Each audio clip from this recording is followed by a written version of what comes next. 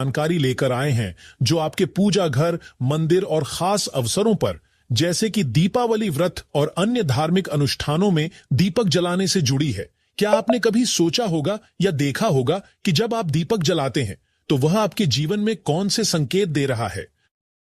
क्या आपकी दीपक की बाती पूरी तरह से जल जाती है या वह अधजली रह जाती है? और क्या दीपक की बाती पर फूल बनने का क्या होता है? क्या आपको पता है कि पहले से जले हुए दीपक में बाती जलाना आपकी परेशानियों का कारण हो सकता है या नहीं? और कितने समय तक, कितने सालों तक एक ही दीपक का उपयोग करना शुभ माना जाता है या अशुभ? आज हम इन सभी रहस्यों का पर्दाफाश करेंगे और जानेंगे कि दीपक आपके जीवन में खुशहाली या बाधाएं कैसे ला सकता है। इस ज्ञानवर्धक जानकारी के लिए अंत तक हमारे साथ बने रहे तो दोस्तों, आपको जानकर हैरानी होगी कि आप अपने पूजा घर के मंदिर में दीपक जलाते समय अगर यह गलती करते हैं तो आपको इसका परिणाम जरूर भुगतना ही होगा। दीपक की बाती का पूरा जल जाना और बाकी का बच जाना भी अलग अलग संकेत देता है, जो हमारे लिए जानना बहुत जरूरी है। तो इन्हीं सब बातों को जानने के लिए इस वीडियो में अंत तक हमारे साथ बने रहिएगा। दोस्तों, जब हम पूजा करते हैं तो हमारा दीपक कभी अचानक से बुझ जाता है और कभी ऐसा होता है कि हमारी पूजा होने के बाद हम उस दीपक को भगवान के सामने जलता छोड़ देते हैं।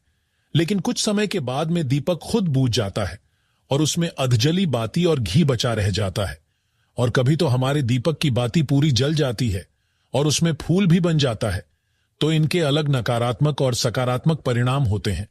तो सबसे पहले यह जानते हैं कि अगर हमारे दीपक में फूल बन रहा है तो इसका क्या मतलब होगा। प्रिय मित्रों, अगर हमारे दीपक की बाती में फूल बन रहा है तो इसका सीधा सा मतलब है कि भगवान ने हमारी प्रार्थना को स्वीकार कर लिया है और वह हमारी पूजा से प्रसन्न है। इसका संकेत वह बाती में बने इस फूल के माध्यम से देते हैं। अगर आपके घर में दिव्य शक्तियां मौजूद हैं और आपके साथ वह भी ईश्वर की पूजा में अपना ध्यान रखती है तो आपकी दीपक की बाती में एक से ज्यादा फूल बनते हैं और कभी साथ ही किसी भी देवी देवता का रूप भी दिखने मिलता है। तो अगर आपके दीपक की बाती में फूल बन रहा है तो आप सच में बहुत भाग्यशाली हैं। इसी के साथ दीपक जलाने के भी कुछ खास नियम आपको जरूर जाने चाहिए।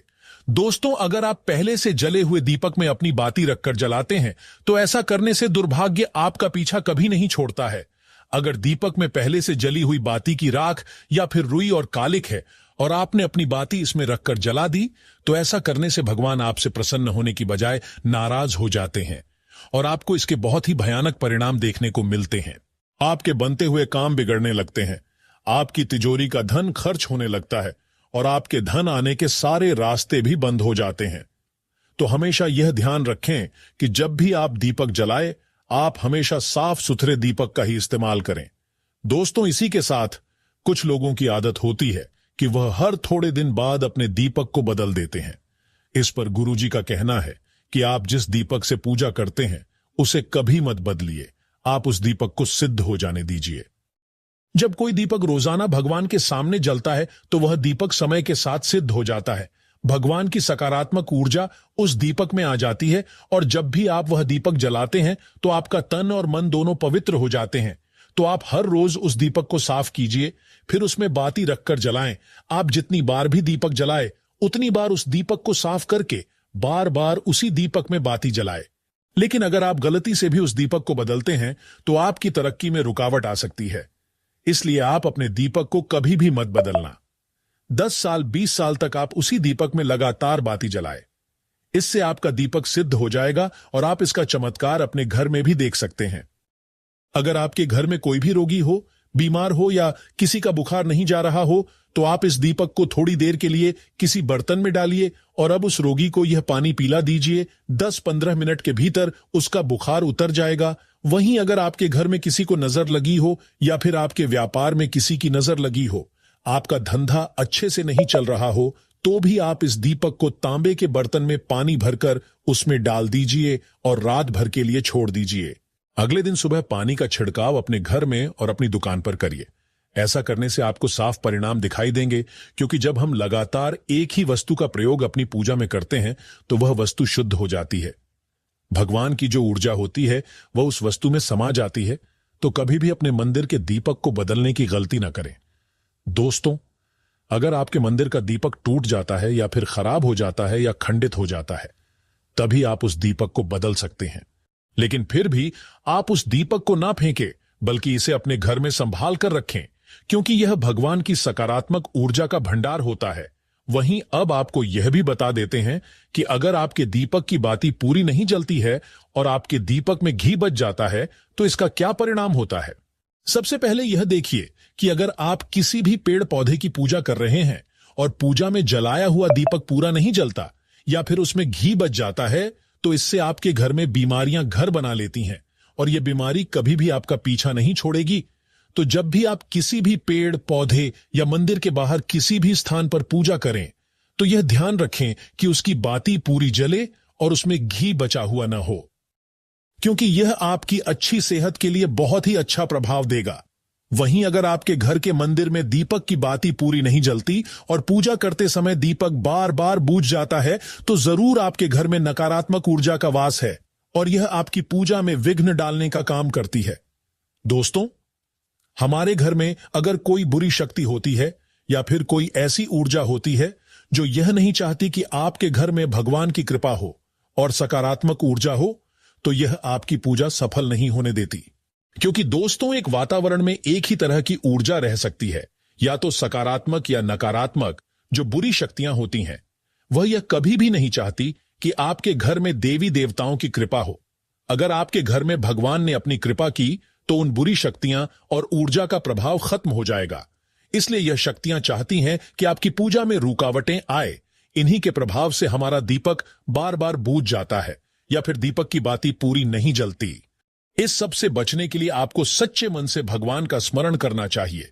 जब भी आप दीपक जलाए, भगवान से प्रार्थना करें कि आपके आसपास जितनी भी नकारात्मक ऊर्जा हो, वह आपसे दूर रहे और भगवान की कृपा आप पर बनी रहे।